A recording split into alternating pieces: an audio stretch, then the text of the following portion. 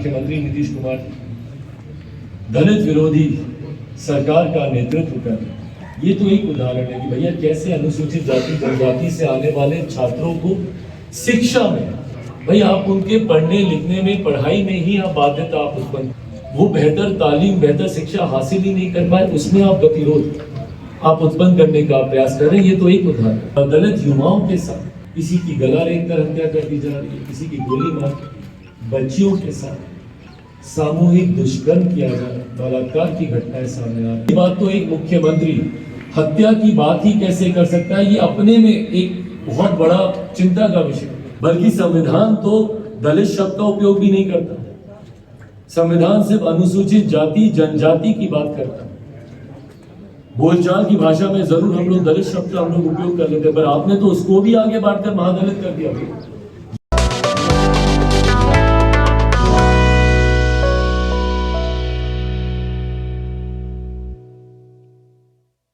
2015-16 में 1,55,000 students enrol थे।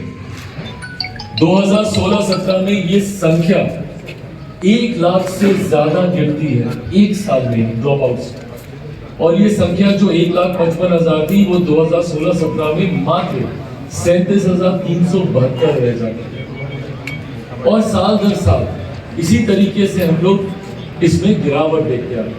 कारण क्या कहें, पहले जो पूरी राशि मिलती थी छात्रों को, उस पे सीमा बांधने के बाद जो अतिरिक्त राशि है वो बच्चे नहीं दे पा रहे। परिणाम स्वरूप अनुसूचित जाति जनजाति के बच्चे जो शिक्षा हासिल कर सकते थे वो तालीम वो लोग हासिल नहीं कर पाए। ये एक विषय। इसी क्रम में केंद्र सरकार के द्वारा 2021 में सोशल जस्टिस मंत्रालय के द्वारा कुछ इसमें बदलाव किए गए। इस बदलाव के तहत मैट्रिक कक्षा से ऊपर पढ़ने वाले अनुसूचित जाति के बच्चों को फ्री शिप कार्ड मुहैया कराए जाएंगे। ये नियम बनाया गया और ये देश भर में इस नियम की शुरुआत सबसे पहले 2016 में हमारे आज के प्रधानमंत्री और तत्कालीन गुजरात के मुख्यमंत्री आदरणीय नरेंद्र मोदी जी के द्वारा इस फ्री शिप कार्ड की शुरुआत 2016 में गुजरात में की गई, और उसके बाद 2021 में इसको देश भर में इसको लागू किया गया। इस फ्री शिप कार्ड के तहत आपकी ट्यूशन फी, आपकी हॉस्टल फी या इसी तरीके के जितने अतिरिक्त खर्च होते हैं छात्रों के, वो आपके सीधा डीबीटी के माध्यम से आपके बैंक अकाउंट में ट्रांसफर कर दिए जाते हैं। अभी तक छात्रों को दिक्कत आती थी, भैया ट्यूशन फी कैसे देंगे या हॉस्टल फी कैसे देंगे, देने में आगे पीछे हुआ तो हॉस्टल से निकाल दिया जाता था, ट्यूशन उनको देने से मना कर दिया जाता था। तो इस फ्री शिप कार्ड का लाभ उन अभ्यर्थियों को हो जो कि देश भर में उसका लाभ हमारे छात्र उठा रहे हैं, पर बिहार में इसको अभी तक लागू नहीं किया। बिहार में फ्री शिप कार्ड की योजना जो कि 2021 से ही अधिसूचना के बावजूद बिहार में इसको लागू नहीं किया गया। तो आज इस प्रेस वार्ता के माध्यम से मैं मौजूदा बिहार की सरकार और हमारे मुख्यमंत्री आदरणीय नीतीश कुमार जी जो बड़े बड़े वादे करते हैं, पर कैसे ये सरकार और मुख्यमंत्री नीतीश कुमार दलित विरोधी है।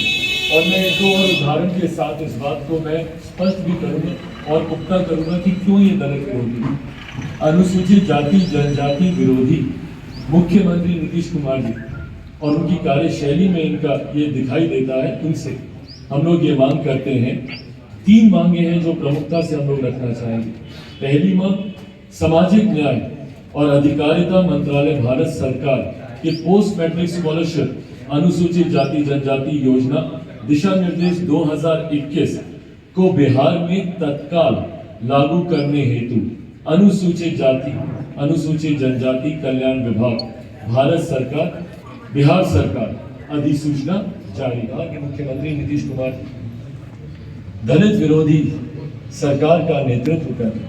ये तो एक उदाहरण है कि भैया कैसे अनुसूचित जाति जनजाति से आने वाले छात्रों को शिक्षा में, भाई आप उनके पढ़ने लिखने में पढ़ाई में ही आप बाध्यता आप उत्पन्न कर रहे हैं, वो बेहतर तालीम बेहतर शिक्षा हासिल ही नहीं कर पाए, उसमें आप गतिरोध आप उत्पन्न करने का प्रयास कर रहे हैं। ये तो एक उदाहरण है। दूसरा उदाहरण, आए दिन जिस तरीके से अनुसूचित जाति जनजाति से आने वाले लोगों की टारगेट किलिंग की जा रही है, और मैं टारगेट किलिंग इसीलिए कह रहा हूं, चौकीदारों को चुन चुन कर मारा जा रहा है, जो हम लोग की सुरक्षा के लिए तैनात है उन लोगों को चुन चुन कर मारा जा रहा है। दलित युवाओं के साथ किसी की गला रेंग कर हत्या कर दी जा रही है, किसी की गोली मार, बच्चियों के साथ सामूहिक दुष्कर्म किया जा रहा है, बलात्कार की घटनाएं सामने आ रही है। आप आंकड़े देखेंगे, आंकड़े दर्शाते हैं कि किस तरीके से अनुसूचित जाति जनजाति पर उत्पीड़न बढ़ा है, और ये आंकड़े दर्शाते हैं। और ऐसे में मुख्यमंत्री नीतीश कुमार जी एक तरफ तो खामोश रहते हैं और दूसरी तरफ पिछली बार चुनाव से ठीक पहले, और मैंने उस वक्त भी कहा था कि भैया ये झुंझुना दिखा रहा है, उस वक्त चुनाव से ठीक पहले इन्होंने घोषणा की थी।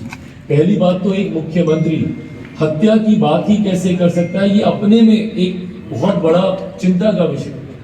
पर उस वक्त मुख्यमंत्री जी ने हत्या को लेकर योजना बनाई थी।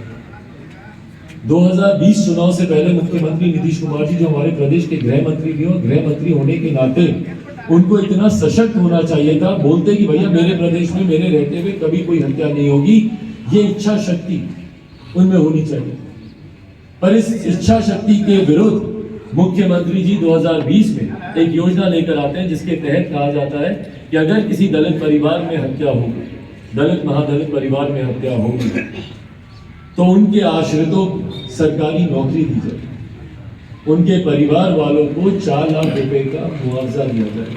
बल्कि संविधान तो दलित शब्द का उपयोग भी नहीं करता, संविधान सिर्फ अनुसूचित जाति जनजाति की बात करता है।